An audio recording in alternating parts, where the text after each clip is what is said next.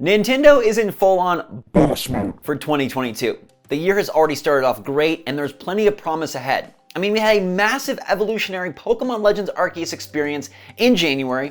February housed a really surprising, impressive big Nintendo Direct, and yet March is Nintendo's best month yet. What's going on, everybody? It's Zach from SwitchForce, and today I'm bringing you 5 incredibly exciting games that you can spend your money on in March. Wallets will be weeping because this month is jam-packed across genres and with a lot of exciting things that really are going to continue to evolve franchises for Nintendo. All right, we're gonna jump right in, but hit that like button if you're excited for March, and let me know which of these 5 you want to play most. Where is your hard-earned money going first? I'm kicking it off with Mario Kart 8 DLC. Nobody saw it coming, and as much of a bummer as it is that it's not a brand new game, dude, we're gonna be playing Mario Kart 8 again, new content, March 18th. All right, bringing it back for all the battles with your friends, family, and online competitors, and we got 8 courses dropping in Wave 1 of the Course Booster DLC pack. Now you can pick this up for $25, and you get 6 packs over the course of a year and a half, or you can subscribe to the expansion pack, which I now feel is pretty worth it,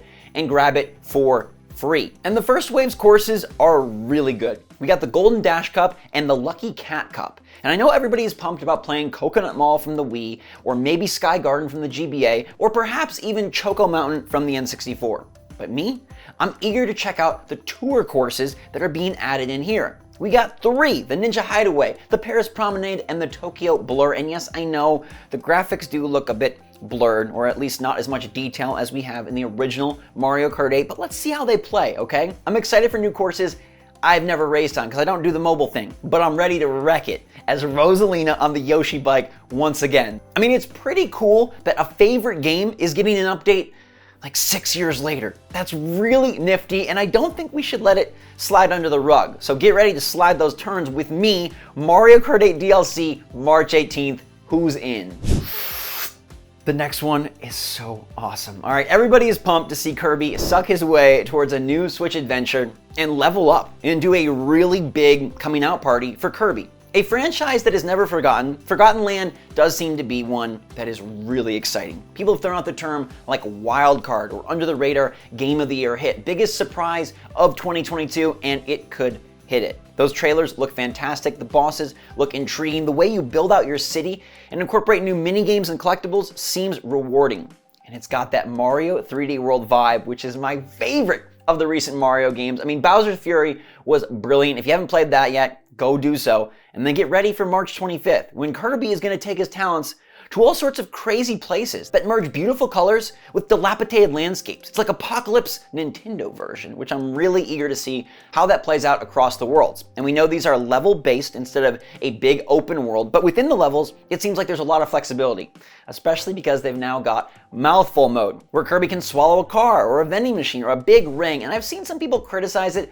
Those people are crazy. All right, this is gonna bring new power-ups to Kirby, right? He can suck and get weaponry and become the enemy, but this is effectively a way, I think, to make the platforming and the moment-to-moment gameplay more puzzly, more interesting, and allow you to utilize different forms to navigate the levels and probably find secret collectibles. One of my favorite obsessions in Mario 3D World is hunting those green stars, because they usually require your best skills. And I hope they do the same with Kirby. That yeah, the main path will be accomplishable by just about everybody. But if you want all the collectibles, if you really want to 100% this game, if you want to unlock the secret levels and the secret boss at the very end, then you gotta hunt, and you better open your mouth and see what you can suck inside. Kirby can't come soon enough, but coming sooner is far changing tides. And yeah, there's a lot of big games, but do not sleep on this indie darling. All right, the reviews are already out there, and people love it. We're talking 9s out of 10s, gorgeous, awe-inspiring landscapes, cool puzzles, and navigating a world while piloting a massive hulking ship. Far Changing Tides is out March 1st for $18 on the eShop, and it's the sequel to Far Lone Sails, which saw you piloting a car across a very eerily empty world. Now, this is a storyless story type world where there's no dialogue, but they do tell an environmental tale, and you have to pick up on what's going on. And it seems like it's going to be one of those indies that you can really attach to. Maybe have a moment or two that you're like, I'll never forget that scene when the little boy aboard the ship jumped off. And yeah, the controls might be a little finicky with the ladders, at least I've heard that in the reviews, but it seems like those moments, the set pieces, and the story that you develop within your own mind is more than worth it. This is a puzzler, platformer, and boat rider where a dynamic soundtrack changes as you play. And you play as a kid, adding some emotional intensity to the experience as you hoist the sails, fill the furnace, and try to figure out what's going on in this dilapidated world. That's my sleeper pick, and like I said, it's out on the first day of the month.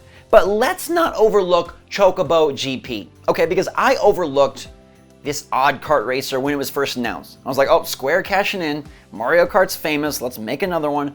But the more I see of this game, and the more I appreciate what they're doing, I'm very eager to give it a go. If the racing can be spot on, right? If those controls can feel right, I think I'm gonna really like this. Chocobo GP is $40, but better yet, there's a free version so you can find out if it's worth your pretty pennies. They're also doing downloadable content, and the first season is gonna be free, bringing in Cloud and Squall, and they'll be incorporating a lot of other Square Enix characters. If you're a fan of any of those franchises, and they do definitely support the Switch well, then you're gonna have a friendly face to race as. This also sees 64-player online tournaments and a lot of different modes that I think could be really nifty. It could be a great racing month for Switch fans with Mario Kart DLC and the Chocobo-style GP, but they have to hit the field.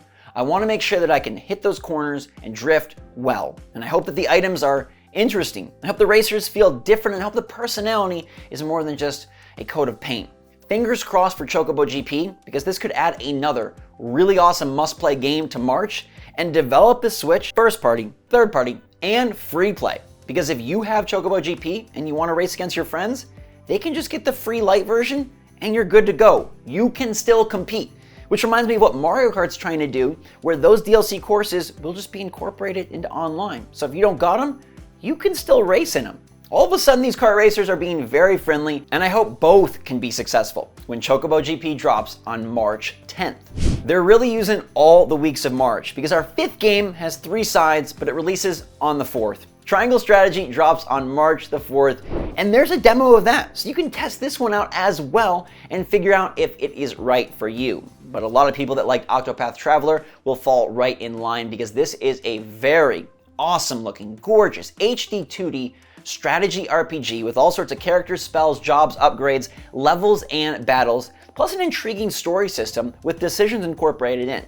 Square Enix and Team Asano are committed to this art style, and rightfully so. It looks gorgeous, it looks fun, and they're incorporating modern day elements into games from the past that have been forgotten in a way. And in terms of bang for your buck, this might be the best pickup yet, because I bet there is going to be tons and tons, dozens and dozens, maybe even 100 hours of stuff for you to seek out and play through here in Triangle Strategy. I was kind of down on Octopath, and then I played it and really liked it. So I'm planning on getting into this demo soon to see if Triangle Strategy is right for me. Although I do acknowledge that of all the games on the list, this one probably has the most narrow focus just because of its genre. But maybe it's a chance to explore a new genre. You've got Kart Racer. You've got puzzle platformer with moody vibes and gorgeous environments. You've got 3D platformer evolving a familiar franchise in hopefully a freaking sweet way with co-op play and mini games baked in.